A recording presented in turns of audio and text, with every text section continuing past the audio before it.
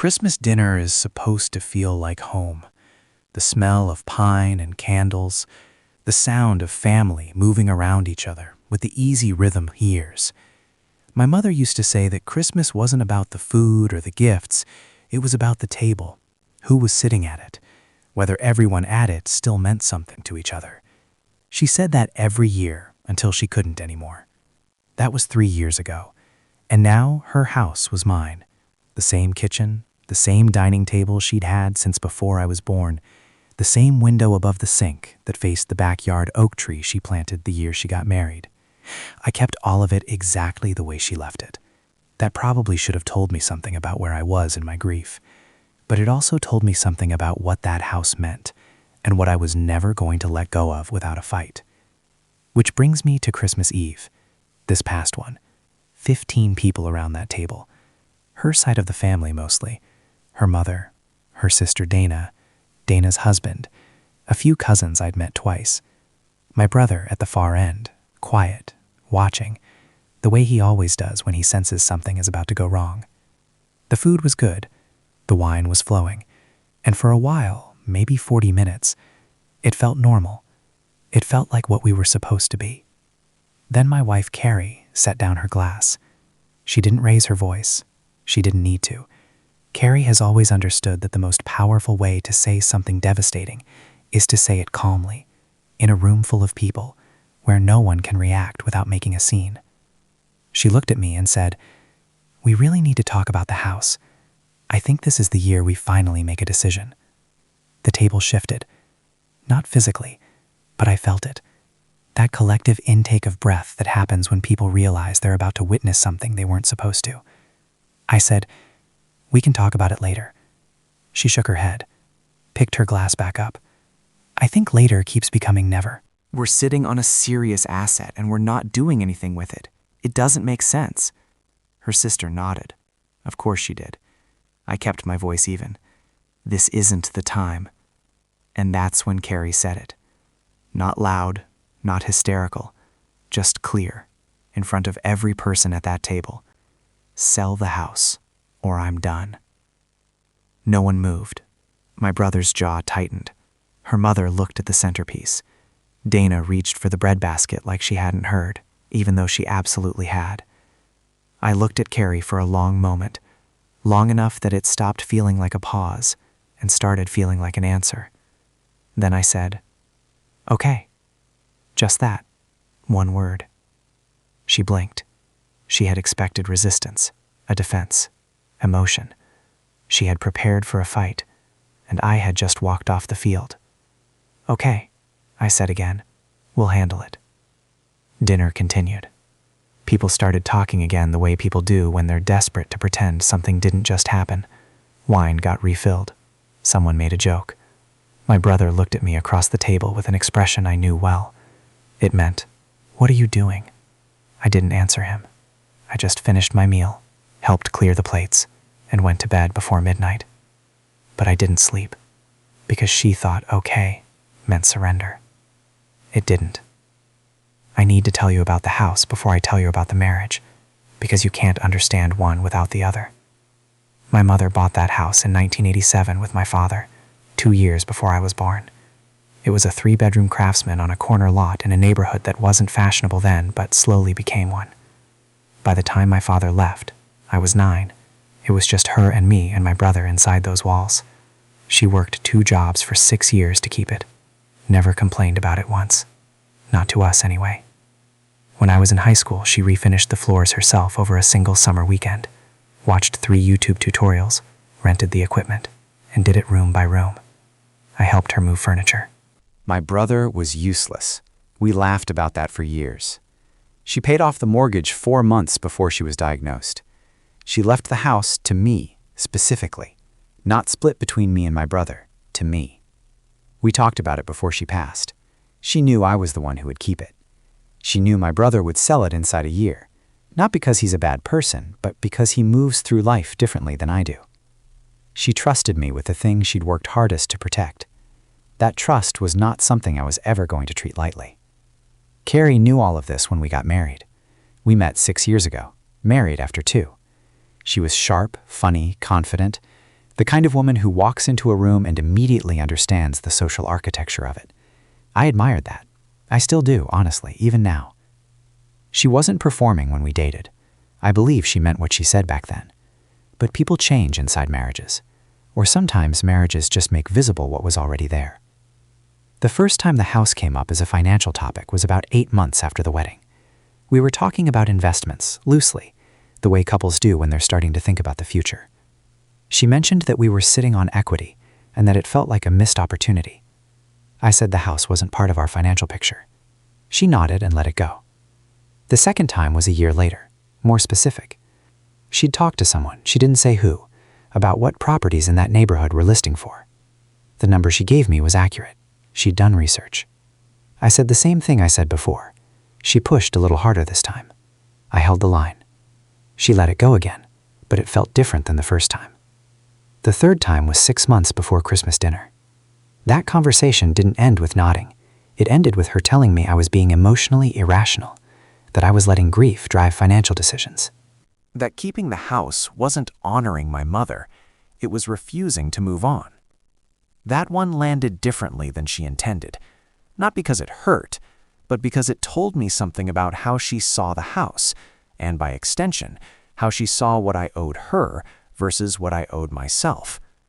What I should have done at that point was have a direct conversation about what the house meant to me and what the marriage needed from both of us. I know that now. What I did instead was go quiet. Not cold, just contained.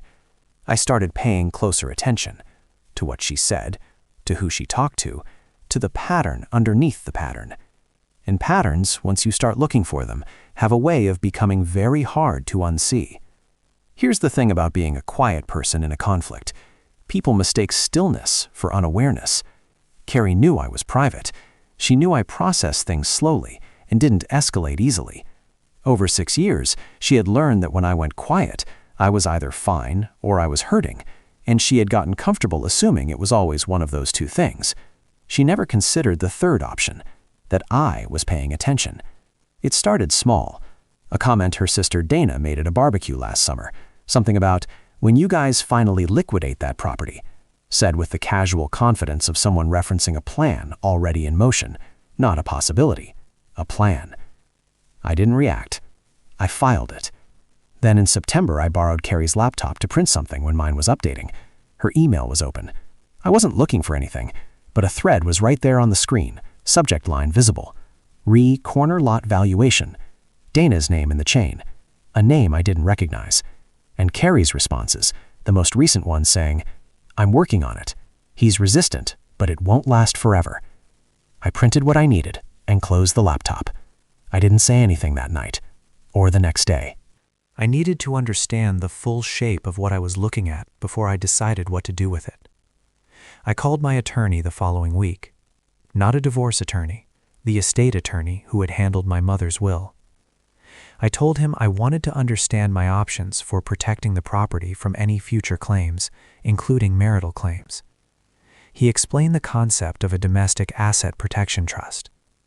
He told me that in our state, property inherited by one spouse is generally considered separate property, but that in a divorce, depending on how assets had been commingled and how long the marriage had been in place, it could get complicated. He told me the cleanest protection was a properly structured trust, established before any legal proceedings began. I asked him what I needed to do. He told me. I listened carefully. I told him I'd be in touch. I want to be clear about something. At that point, I was not planning to end my marriage. I was not certain of what I'd seen. I was protecting something that mattered to me while I figured out whether the person I'd built a life with was acting in bad faith or whether I was misreading a situation. I gave Carrie 3 more months to say something honest to me. She didn't. What she did instead was build pressure. Small comments, subtle digs about the cost of maintaining the property.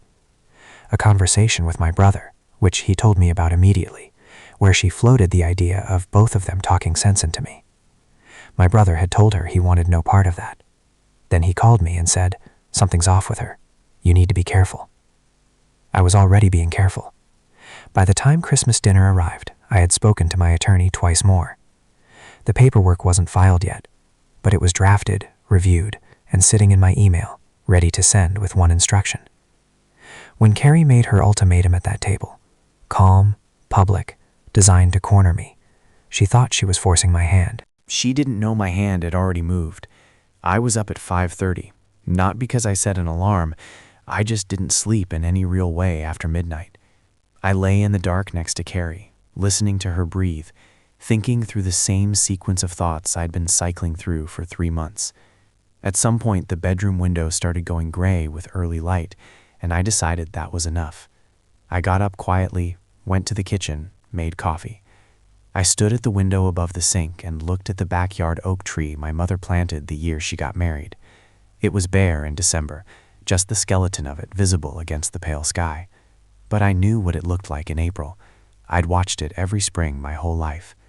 I took out my phone and opened my email. The draft was there, exactly where I'd left it.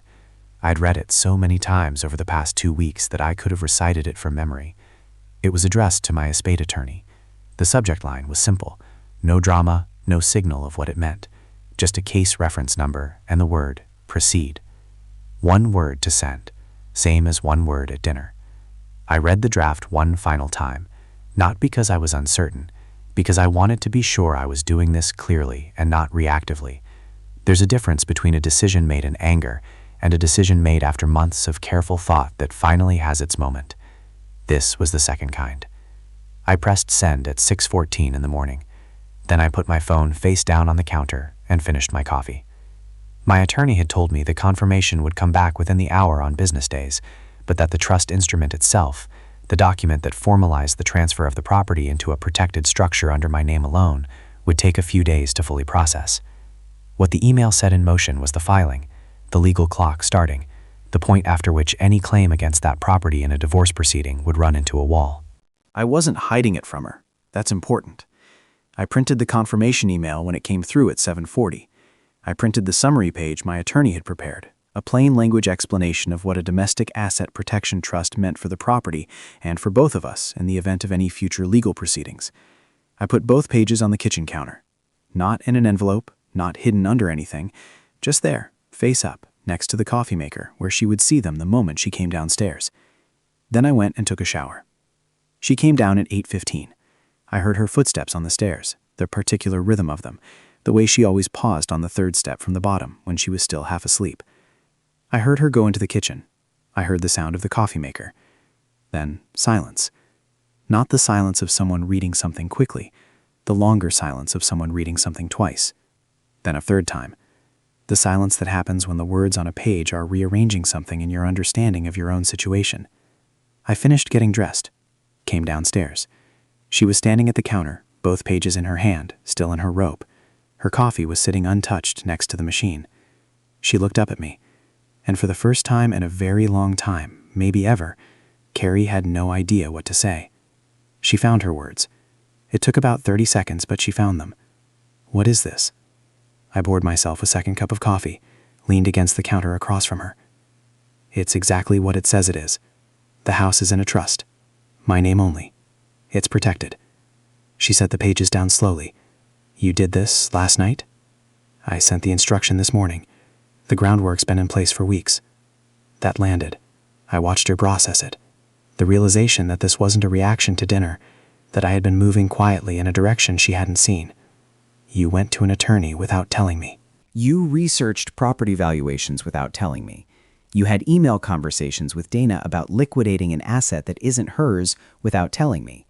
We've both been doing things without telling each other. I'm just the one who put it in writing. Her expression shifted. The initial shock was receding, and something harder was replacing it. I recognized that look. It was the one she wore when she felt cornered and was deciding whether to push through or redirect. She chose push. "This is insane. You're protecting a house from your own wife. Do you hear how that sounds?" "I hear how it sounds. I also know what I saw on your laptop in September." Stillness. Complete and immediate. "The email thread," I said. "Dana, the valuation contact. Your response about me being resistant but not lasting forever." I kept my voice level. I wasn't snooping, it was open, but I read it. She opened her mouth, closed it. I also know that you spoke to my brother about getting him to pressure me. He told me the same day. And I know that Dana's connection to that valuation contact isn't neutral. I looked into it. Her friend runs the firm. There's a financial interest on that side of the table that you never disclosed to me. I watched something move across her face that I can really describe as a recalculation. She was no longer deciding how to defend herself. She was deciding how much I actually knew. You've been building a case against me, she said. Quiet now. Different tone entirely. I've been protecting myself. There's a difference. From your wife. From a plan I wasn't part of that involved my mother's house. She pulled out a chair and sat down. For a moment, she just looked at the table. I didn't fill the silence. I'd spent 6 years being the one who filled silences, and I was done with it. When she looked up, her eyes were wet. I want to be honest about that, because I think it matters. The emotion was real. Whatever else was happening, her distress in that moment was genuine. I didn't think of it as a plan, she said. I thought of it as trying to get you to see reason. Through Dana, through my brother, through a public ultimatum at Christmas dinner. She didn't answer that. That's not trying to help me see reason, Carrie. That's pressure, coordinated pressure, from multiple directions, over multiple years. The word coordinated sat in the air between us. She didn't correct it, and that told me more than anything she could have said. I want to talk about Dana for a minute, because this story isn't really about a house. It's about how people who love each other, or say they do, can become instruments for someone else's agenda without fully realizing it, or maybe realizing it and deciding the benefit is worth it. I'm still not sure which one applies to Carrie. Dana is 4 years older than Carrie. She's always been the dominant force in that relationship, the one who sets the tone, frames the narrative, decides what's practical and what's sentimental. Carrie admires her, always has. When Dana has a strong opinion, Carrie tends to absorb it as her own over time, sometimes so gradually that she can't trace back where the thought originated. I noticed this early in our marriage.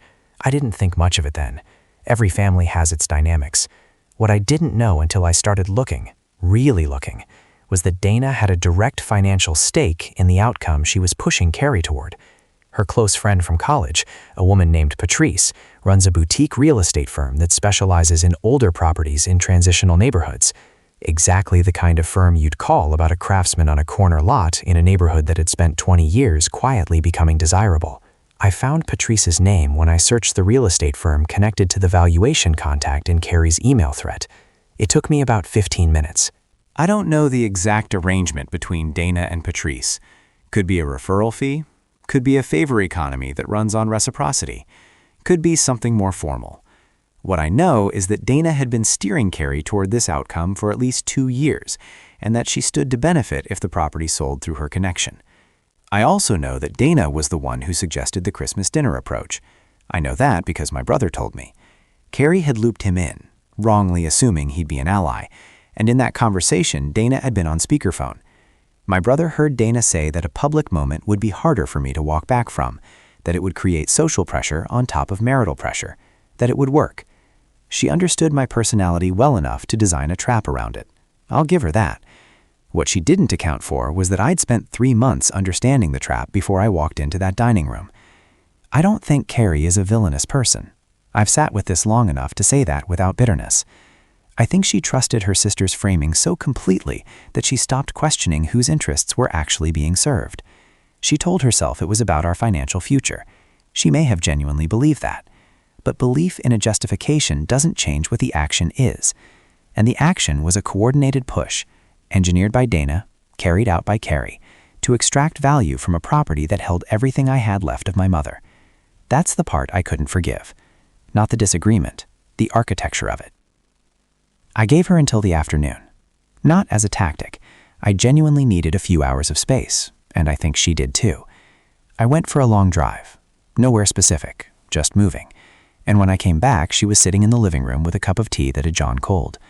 The pages from the kitchen counter were on the coffee table in front of her. I sat down across from her. "I want to have an honest conversation," I said. "Not about the house, about us." She nodded. Her eyes were still raw from earlier. I need you to tell me something true. Not the version that makes the last 2 years look reasonable. The actual true thing." She was quiet for a moment. Then she said, "I thought if we sold it, we could finally start building something that was ours. Not yours, not your mother's, ours." I heard that. I actually heard it. And underneath all the damage of the past few months, there was something in that sentence that was real. A legitimate feeling about being in a marriage where one partner's grief had maybe taken up more space than she knew how to ask about directly. I could have worked with that. If that had been the conversation 2 years ago, I believe we could have worked with that. "Why didn't you say that to me?" I asked, directly, just like that. She looked at her hands. "I didn't think you'd hear it. So instead, you built a campaign with your sister." She flinched at the word campaign, but she didn't deny it. "Dana told you the dinner approach would work," I said. "I know she was on the phone. I know what she said." The color shifted in her face. "I'm not telling you that to punish you," I said. "I'm telling you because I need you to understand what I actually know versus what you think I know. There's no version of this where I didn't see it clearly." She set down her tea. "So what happens now?" This was the moment. The one I'd been thinking about since September, since I'd first seen that email, since I'd started understanding that the marriage I thought I was in and the marriage I was actually in were not the same thing. "I'm willing to rebuild this," I said, "but only on honest ground. That means no more Dana as a strategic partner in our marriage. That means direct conversation when something isn't working. That means you acknowledge what happened for what it was." I watched her face. I was looking for something specific. Not an apology, not tears. I was looking for recognition, the kind that changes behavior rather than just responding to pressure. She said, "I hear you." But her eyes had already moved to the pages on the coffee table. Not to me, to the pages. And in that small, involuntary movement, I saw the answer to the question I'd actually been asking. She wasn't thinking about the marriage. She was thinking about the house. I nodded slowly, more to myself than to her. "Okay," I said. Same word as Christmas dinner, different weight entirely. Her attorney's letter arrived 6 days later. I wasn't surprised. After that conversation in the living room, we had moved through the house like two people who had already decided something but hadn't said it out loud yet. Polite, careful, the specific kind of quiet that exists between people when the real talking is over. She moved into the guest room on the 3rd day, said she needed space to think. I said that was fine. I meant it. The letter was formal and precise. It cited the length of the marriage, the commingling of finances, and made an initial claim that the property should be considered a marital asset subject to equitable distribution. It was exactly what my attorney had told me to expect. The trust was the answer to every argument in that letter, and my attorney confirmed as much when I forwarded it to him the same afternoon. He called me within the hour. "The trust holds," he said. "They can challenge it, but they won't get far. The property was inherited. It was never refinanced jointly. No marital funds were used for significant improvements, and the trust was established before any filing. Their argument has real problems." I asked him how long the process would take if she followed through. He gave me a range. Months, not years, given the relative simplicity of our asset structure. We didn't have children. The house was protected. The remaining finances were untangled enough that it wouldn't be a prolonged fight unless someone chose to make it one. I told him I wasn't going to be the one to make it one. I want to be honest about what those days felt like, because I think there's a version of this story where I come across as cold, strategic to the point of being unfeeling. That's not accurate. I had loved Carrie. I had built a life inside that marriage with genuine intention. Sitting in my mother's kitchen in the days after that letter arrived, I felt the weight of what was ending. But grief and clarity can exist at the same time. Feeling the loss of something doesn't mean you were wrong to protect yourself from it. I signed what needed to be signed. I responded to what needed a response. I let my attorney handle the parts that didn't require my direct involvement, which was most of it. Carrie moved out fully about 3 weeks after Christmas. She took what was hers. She was civil about it. I was civil about it. There's a particular kind of sadness in that. Two people who once meant everything to each other, being careful and courteous while dismantling what they built. It doesn't feel like winning. It doesn't feel like losing either. It feels like an ending that was written before you were ready to read it. The house stayed. That was never really in question once the trust was filed.